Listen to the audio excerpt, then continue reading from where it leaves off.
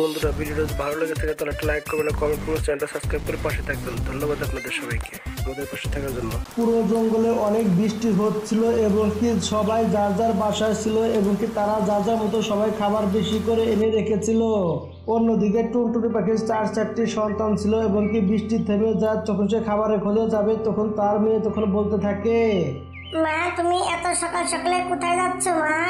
দেখো মামনি, বৃষ্টি যত থেমে গিয়েছে আমাকে খাবারের ব্যবস্থা করে রাখতে হবে, কারণ ঘরে যে খাবার আছে বেশি দিন চলবে না। আরো কিছু খাবারের ব্যবস্থা করে রেখে দিই, তাহলে খুবই আরাম মতো থাকতে পারবো আমরা। মা আমাদের জঙ্গলে বৃষ্টি কদিন থাকবে মা?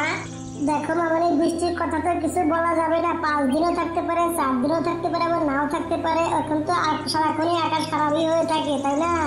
টুনটুনি পাখি পোলাপানদের সাথে কথা বলে সে তখন খাবারের খোঁজে বের হয়ে যায় এবং কি একটি ডালিম গাছের উপরে গিয়ে সে দেখতে পায় কালো আর গড়ি আগে থেকে সেখানে বসে আছে। টুনটুনি পাখি যখনই তার হাজিটা হবে নিচে নামায় তখনই গড়ি বলতে থাকে, টুনটুনি পাখি তুমি এটা কি করছো এখানে? আমি এখানে ডালিম নিতে চলে এসেছি এবং কি বৃষ্টির জন্য কিছু ডালিম ঘরে নিয়ে রেখে দিব, বাচ্চারা খাবে পরে। টুনটুনির বাচ্চা চালু করে স্বর বলছে, এখান থেকে প্রথমে আমরা এখানে এসেছি এবং কি আমরা আগে তুলবো, পরে তুই যেটি থাকবে সেটি নিয়ে যাবি। স্বর বলছে এখান থেকে। কালু ভাই দেখো, এই গাছটা তো তোমার না, তাই না? তাহলে তুমি এরকম কথা কি করে বলতে পারো? আমরা একসাথে সবাই তুলে নিয়ে যাই, সমস্যা কি? দেখ টুনটুনির বাচ্চা, ভালো কথা বলছে, তোর কান দিয়ে যাচ্ছে না, তোকে যা বলছে তুই তাই কর। নিচে গিয়ে বস, আমরা আগে তুলে নিয়ে যেটি থাকবে পরে তুই সেটি নিয়ে যাবি, যা বলছে এখান থেকে। টুনটুনি পাখি ভয় পেয়ে সে তখন নিচে চলে যায়, নিচে দাঁড়িয়ে থাকে। অন্যদিকে কালো আর গড়ি তো সব ডালিম তুলে নেয় হাজির ভিতরে, তখন তার নিচে এসে বলতে থাকে, টুনটুনি দেখো, আমরা ডালিম পেরে নিয়েছি, যা নেওয়ার যেগুলো আছে সেগুলো এখন তুমি পেরে নাও, আমরা চলে গেলাম, কেমন? কালো আর গড়ি তো সেখান থেকে ডালিম নিয়ে উড়ে চলে যায়। অন্যদিকে টুনটুনি পাখি তখন গাছে উঠে দেখতে পায় একটা ডালিমও নেই। শয়তান কালো গরি সব ডালিম তুলে নিয়ে গেছে, এখন কি আমি পাতা নিব নাকি? আমাকে অন্য কোথাও যেতে হবে, খাবারের খোঁজে অন্য কোথাও যাই আমি। টুনটুনি পাখি তখন খাবারের খোঁজে অন্য কোথাও চলে যায়। কবুতর বন্ধু, তোমার কাছে এমন কোনো ভালো পাখি আছে যে ভালো মতো মজবুত ঘর বানাতে পারে? আমি তো বৃষ্টির দিনে কোনো ঘর বাড়ি এখনো বানাইনি, আমার বানাতে হবে নতুন করে। দেখো কালো বন্ধু, আমি একটি টুনটুনি পাখিকে জানি, এই ঘরটাও সেই বানিয়ে দিয়েছে, সে অনেক সুন্দর করে ঘর বানাতে পারে, তার কাছে যাও তাহলেই হবে। কবুতর ভাই চালু করে তার ঠিকানাটা বলো তো, আমরা সেখানে যাই, তার সাথে কথা বলে দেখি সে কি বলে। ওই উত্তরমোনার জঙ্গলে একটি টুনটুনি পাখি বসবাস করে, তার কাছে গেলেই হবে, সে অনেক সুন্দর মজবুত ঘর বানিয়ে দেয়।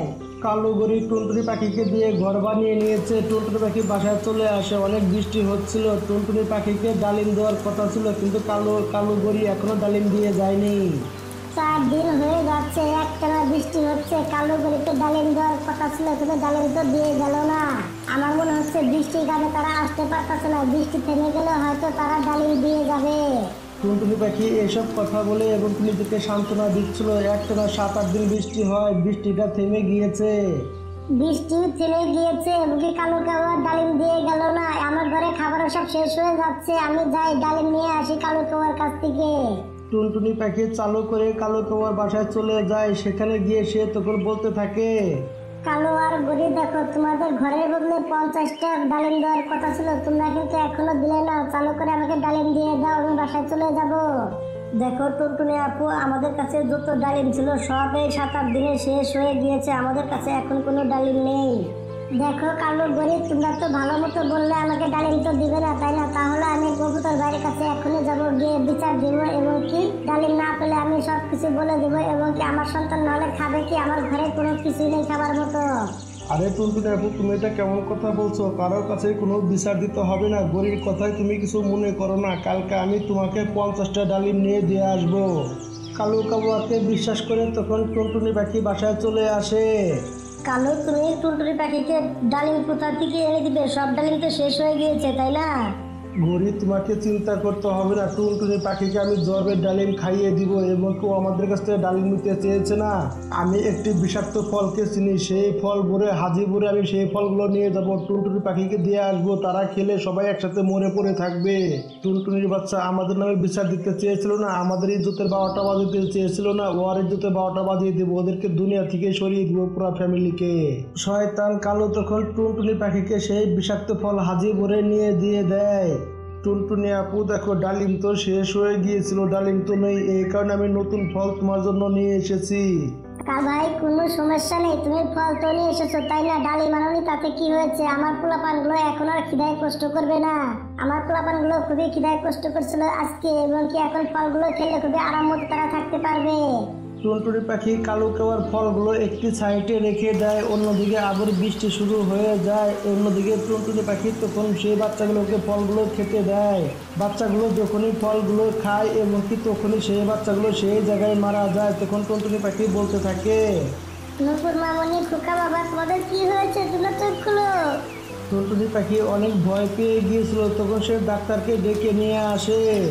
টুনটুনি আপু দেখো, তোমার বাচ্চাগুলো পৃথিবীতে আর বেঁচে নেই, এবং কি তারা কিছু বিষাক্ত ফল খেয়েছে। বিষাক্ত ফলগুলো খাওয়ার কারণে তাদের সেখানে মৃত্যু হয়ে গেছে, এবং কি তাদেরকে এখন আর বাঁচানো সম্ভব না। তারা অনেকক্ষণ আগে ফলগুলো খেয়েছে, তাই তাদেরকে এখন আর বাঁচানো যাবে না। বিষাক্ত ফল বলে শয়তান কালো কৌয়া এই ফলগুলো দিয়ে গিয়েছিল, তার মানে শয়তান কালো কৌয়া আমার বাচ্চাগুলোকে মেরে ফেলেছে, বিষাক্ত ফল দিয়েছে। এমনকি কালো কৌয়া বাচ্চাকে আমি ছাড়বো না, হাতের কাছে পেলে ওকে ইচ্ছা মতো ধুলাই করবো। এখনই যাচ্ছে আমি ওর বাসায়। টুনটুনি পাখি তখন বৃষ্টির ভিতরে কালো কাওয়ার বাসার সামনে গিয়ে দরজা টুকাতে থাকে, কিন্তু দরজা খুলছিল না কালো গড়ি। তখন টুনটুনি পাখি জানলা দিয়ে বলতে থাকে, শয়তান কালো কৌয়া, তুই আমার সন্তানগুলোকে মেরে ফেললি, কিসের জন্য বিষাক্ত ফল দিয়েছিস? আমার সন্তান 4টি সন্তানই মারা গিয়েছে, এরকম কাজ তুমি কিসের জন্য করলে বলো বলছি। দেখো টুনটুনি পাখি, উল্টা পাল্টা কথা বলো না, আমরা তো জানতাম না সেই ফলগুলো বিষাক্ত, তাই না? যা বলছে এখান থেকে। দেখো টুনটুনি আপু, যাওয়া বলছে এখান থেকে, আমরা তো জানতাম না তাই না, সেগুলো বিষাক্ত ফল ছিল। তুমি যাওয়া বলছে এখান থেকে, আমাদের নামে শুধু খালি দুর্নাম ছড়িও না, যাওয়া বলছে এখান থেকে। কালো আর গরিব, দেখো এমনিতে অনেক ডাক্তার জেনে গিয়েছে যে তোমরা আমার সন্তানকে মেরে দিয়েছো, এবং কি গ্রামের সবাই জেনে যাবে আস্তে আস্তে, এবং কি তুমি যে আমার সন্তানকে মেরেছো, আমি আল্লাহর কাছে অভিশাপ দিচ্ছি, তোমাদের জিন্দিগি তো ভালো হবে না, এবং কি তোমরা কোনোদিনও শান্তিতে থাকতে পারবে না। তুমি আমার সন্তানকে আমার কাছ থেকে কেড়ে দিয়ে নিয়েছো, এবং কি আমি তোমাকে অভিশাপ দিয়ে যাচ্ছি। দেখবে কালো আর গরিব, আল্লাহ তাআলা তোমাদেরকে এর শাস্তি অবশ্যই দিবে। এসব কথা বলে টুনটুনি পাখি কাঁদতে কাঁদতে সেখান থেকে উড়ে চলে যায়। অন্যদিকে কালো আর গরিব সবাই তাদেরকে দেখতে পারতো না, এবং কি তাদের একটা বাচ্চা কাচ্চাও হয় না। হঠাৎ করে তাদের শরীরে একদিন অনেকগুলো ঘাও হয়ে যায়। দিন দিন ঘাওগুলো বাড়তে থাকে, কমছিল না, কিন্তু তাদের দেখাশোনা করার মতো কেউই ছিল না, এবং কি কোনো ডাক্তারকে খবর দিলে, প্রতিবেশী গ্রামের মানুষকে খবর দিলে কেউ তারা এগিয়ে আসতো না। জানতো কালো আর গরিব তারা অনেক খারাপ, এবং কি ছোট ছোট বাচ্চাদেরকে মারার কারণে তাদেরকে কেউই দেখতে পারতো না। কালো আর গরিব তখন তাদের ভুল বুঝতে পারে, কিন্তু অনেকটাই দেরি হয়ে গিয়েছিল। এই বন্ধুরা, গল্পটা এখানে শেষ হয়ে যায়। দেখো বন্ধুরা, যেমন কর্ম তেমন তার ফল। মানুষের কখনো ক্ষতি করতে যেও না, তাহলে নিজেরই ক্ষতি হয়ে যাবে। বন্ধুরা, আমাদের গল্পগুলো যদি ভালো লেগে থাকে তাহলে একটা লাইক করবেন, একটা কমেন্ট করবেন, আর চ্যানেলে নতুন হয়ে থাকলে চ্যানেলটি সাবস্ক্রাইব করে পাশে থাকবেন। ধন্যবাদ আপনাদের সবাইকে আমাদের পাশে থাকার জন্য।